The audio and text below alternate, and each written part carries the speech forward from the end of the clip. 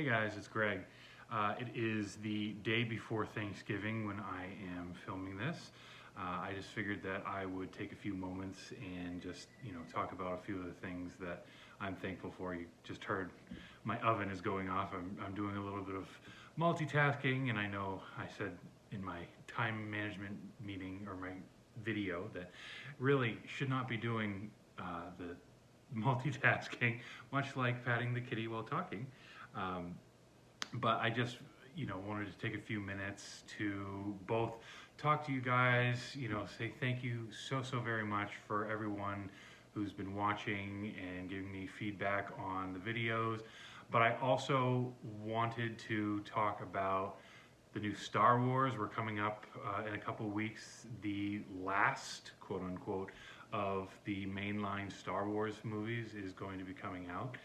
That's got me a little bit hyped now. I was holding off. I wasn't watching the trailers. I wasn't doing any of that. And then this past weekend, I actually did. I watched, and yeah, I'm pretty excited. So just in case any of you who's watching this are not familiar with Thanksgiving, here in the States, it's one of those holidays where it's kind of evolved from what it originally was intended to be, and nowadays it's more for, or at least for more people, it's just a day to come together with family, have a nice meal, with traditional foods like a turkey and mashed potatoes and things like that. But it's also a day to really stop and reflect on the things that you're thankful for. And like I did say, I thank you so much for watching my videos. It's just a geek in front of a camera saying some stuff, and you guys have seen fit to indulge me in that and allow me to keep going. So thank you. It's been great for me, and I hope that you've enjoyed. But let's talk about Star Wars now. Move a little bit into the reason for the season, as it were.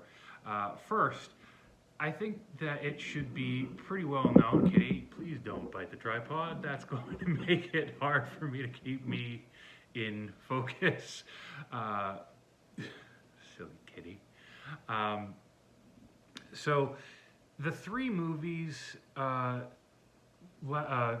Force Awakens, The Last Jedi, and Rise of Skywalker, they're part of the grander scheme, but they're really, I look at them really as a separate trilogy from, you have the original trilogy, you have the prequel trilogy, and so now this is the epilogue trilogy. It all is about the Skywalkers. So the name of the new one, Rise of Skywalker, is very interesting to me. I kind of was speculating back when Force Awakens comes out that Rey was indeed actually related to Luke Skywalker. I thought that she was Luke's kid.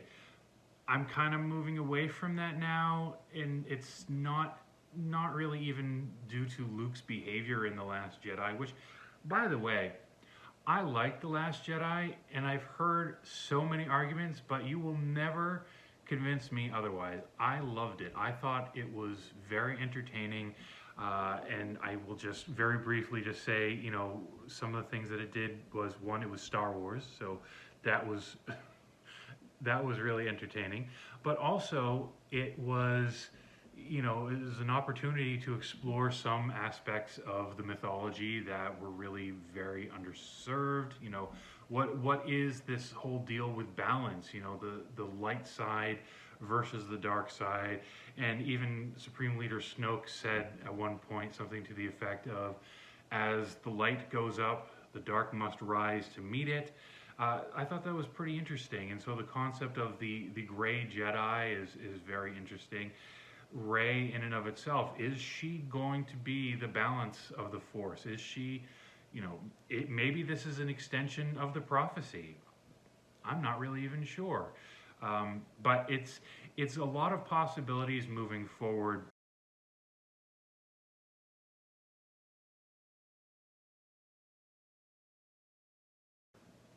I don't know how I feel about Emperor Palpatine being in here. I should say, if you haven't seen the trailers, then this is all going to be very spoiler heavy. And I haven't read anything online or anything. I've just seen the TV spots. So I hope that you've also seen these as well. So sorry, I'll have to try and go in and edit that a little bit. But anyways, the fact that Emperor Palpatine is still around, I know that he is supposed to be the strongest dark user of the Force in a great long time, if not ever. So the fact that he's still around is interesting.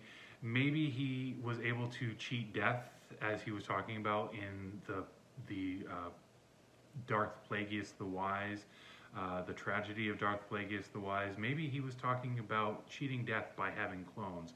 They've established that in the comic books, which I don't know as if they've made it into the new Disney canon, but that's a possibility. I'm not really sure how he would be in there otherwise, but if he exists, we need to have the corresponding light. Is it a character we already know? Is it a character that we will see? Is it someone off in galaxies far, far away? I don't even know. It will be interesting to see if that gets addressed. It'll be interesting to see where we go from there. I'm really happy to see a couple more of the fan favorites, like Billy D. Williams came back and he has reprised Lando. I'm happy to see that. I hope that they treat him respectfully, and I know they're going to have to treat Carrie Fisher's death very respectfully.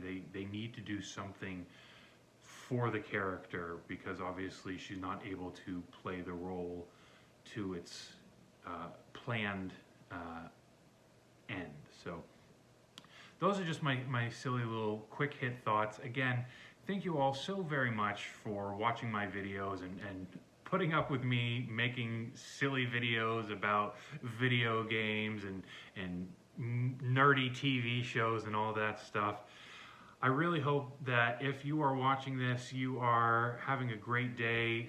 Hopefully you're spending time with loved ones, whether you watch it on Thanksgiving or otherwise, and I will talk to you again soon.